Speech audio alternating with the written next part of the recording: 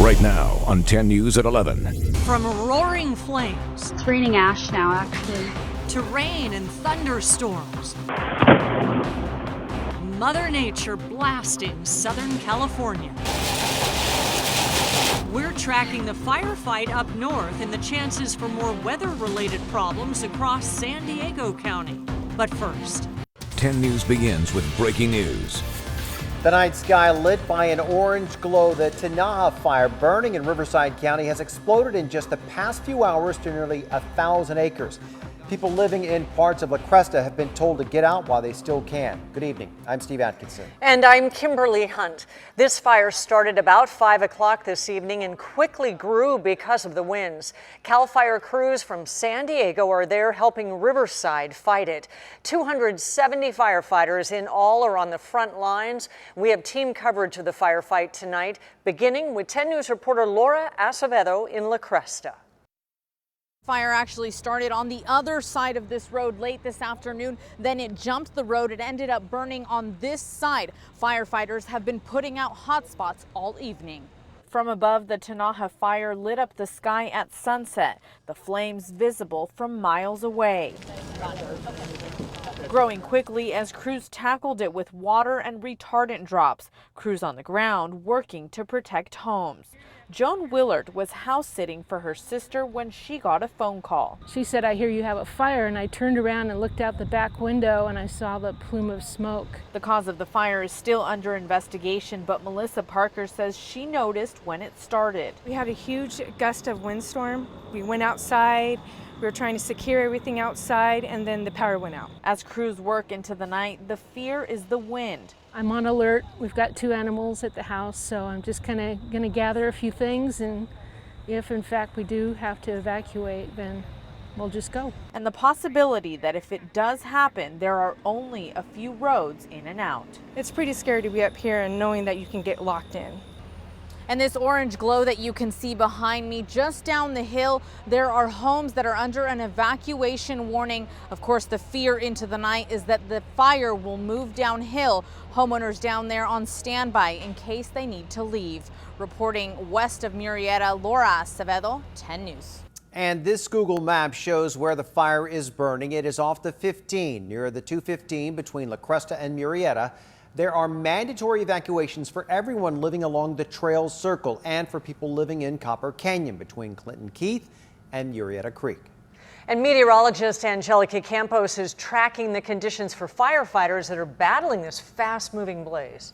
Yeah, this afternoon, much of the afternoon, actually, they had wind gusts over 30 miles per hour. And you have to just kind of put things in perspective here. Even though in the main picture, the weather doesn't seem like it's playing a significant role overnight, the temperatures are dropping, and most likely where that fire is burning is very hot. And when you have hot temperatures close to cooler temperatures in between, that creates a pressure gradient and a lot of wind. So even though right now the reports is saying not a lot of wind, it is probably very windy. It is very warm here in San Diego County tonight, in the upper 70s in Escondido, and we're tracking a heat advisory for tomorrow. It's going to feel much hotter from the coast all the way inland with more thunderstorms on the way. Angelica, thank you. All right, the wicked weather caused some problems all across the East County earlier today, from downed trees to flooded streets. Our 10 News reporter Anthony Pura is in Lakeside, where lightning is being blamed for a power outage. SDG&E crews worked into the night to restore power to nearly 1,000 customers. A viewer caught the sparks flying from this power pole in Lakeside, knocking out power along Willow Road. Crews say lightning could be the culprit, the weather creating problems at a nearby Little League field. Some of the teams actually canceled tonight due to the lightning. Lightning struck all along East County. There was a lot, and it was some of it was really close. Like, we could tell it was really close. A tree came down after people nearby heard thunder. Bunch of thunder, and then all of a sudden we started hearing it like louder. We started getting louder. Oh my gosh, look at the size of the hail! Neighbors caught off guard as hail came down on their porch, violently rattling trees and pelting their truck. Heavy rains forced drivers to tread carefully on the roads. Flooded streets gave some no choice but to turn around. And in Alpine, heavy downpours filled up creeks, creating river-like currents.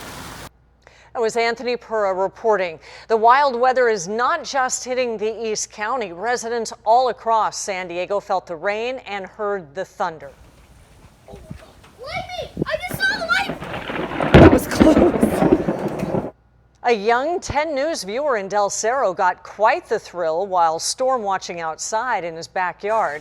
And in National City, residents got absolutely drenched. One little girl is having fun. The woman taking the video, not so much. And we will continue to update you on the fire and our weather here in San Diego County on our 10 News mobile app. There's a free version available in the App Store. An unsettling update to millions of Americans. In the past 2 hours, Hurricane Dorian strengthened again to a Category 3. The death toll continues to rise in the Bahamas, where at least 20 people are now dead. And the storm is only picking up speed as it begins to bash the Carolinas. ABC's Elizabeth Herr is in New Smyrna Beach, Florida, with the latest. Tonight, as Dorian continues marching north, Georgia getting a preview of what could be on the way. One of my co-workers told me the sign fell, so when I looked out the door, it was my car. Serious concerns remain that we will see damaging and life-threatening surf. Hurricane Dorian leaving millions of Americans on edge after destroying just about everything in its path in the Bahamas. The devastation as far as the eye can see. At one point, more than 70% of Grand Bahama Island underwater. Homes ripped apart, boats blocking roads, and planes tossed like toys. Right now, the U.S. Coast Guard is on the ground helping so many in desperate need of help. Back in the U.S., Dorian spinning off the coast of Florida, the heavy wind and rain kicking up surf and toppling trees, and at its peak, knocking out power to thousands. But Floridians, for the most part, were spared. Now all eyes on the Carolinas. We want to prepare for the worst, but of course, we want to pray for the best. Hurricane Dorian has its sights set on North Carolina. We will be ready, and we will not underestimate the damage this storm can cause. Officials say it's the water that kills people, and that is why they order evacuations, again stressing if you live in an evacuation zone, get to higher ground now. Elizabeth Herr, ABC News, New Smyrna Beach, Florida. Investigators are beginning the hard work of finding out what happened in the tragic boat fire off Santa Cruz Island. The FBI and other agencies have been using multiple underwater cameras in difficult conditions to try to find bodies and preserve the scene. They're also using radar to map the wreckage before it's moved. Above water, they're setting up tents to preserve evidence. 33 of the 34 bodies have been recovered. I have loved serving as a representative in the 53rd District. And with that, Representative Susan Davis says she will not seek another term in Congress. The seasoned Democrat made the surprise announcement this afternoon. Our 10 News reporter Matt Boone spoke to Davis and joins us in the live center with why she said she is bowing out. Matt. Steve, I also talked to some Democratic strategists who said this announcement came as a total surprise to them. They had no word that it was coming. Now, this district, which is pretty large, spans from about the North Park, Balboa Park area all the way into East County and down into the Chula Vista area, has been a strong Democratic hold for the past 20 years while Susan Davis has been in office. But now, without an incumbent, it's up for grabs. This has mostly to do with my own timeline and my desire to be here in San Diego full time. For the first time since 2000, Representative Susan Davis will not be running for her seat in Congress. It's been such an opportunity to really get to know people and to represent them and to have that be meaningful to people. Formerly a social worker, Davis worked her way through local politics from the San Diego School Board to the State Assembly. In Congress, she chairs the Subcommittee on Higher Education and is a senior member of the House Armed Services Committee, where she spearheaded the elimination of the Don't Ask, Don't Tell policy. It makes us a better military, a better country, and I was very happy to be part of that. Her announcement came as a sudden surprise to political analysts. Without an incumbent in that spot, you just don't know what the mood will be. John Dorian is a Republican political consultant who expects candidates on both sides to pour into the race. Even though this is California and we're very blue, you just don't know what that dynamic is going to change. Currently, there are only 2 candidates who have filed so far, both Democrats. One is Jose Caballero, a Navy veteran. Reason we're running is for the major issues: Medicare for all, Green New Deal, education for all, bringing the troops home, and veteran issues. Then there's Joaquin Vasquez, the son of undocumented parents. He says his focus is on economic mobility. I noticed that what I need to do, aside from getting out of the hole myself, was to stand up for everyone else that couldn't do it themselves. So just 2 in there right now, but obviously plenty more to come. The filing deadline closes in December. In the Live Center, Matt Boone, 10 News. Oh yeah, it has just begun. Thank you, Matt.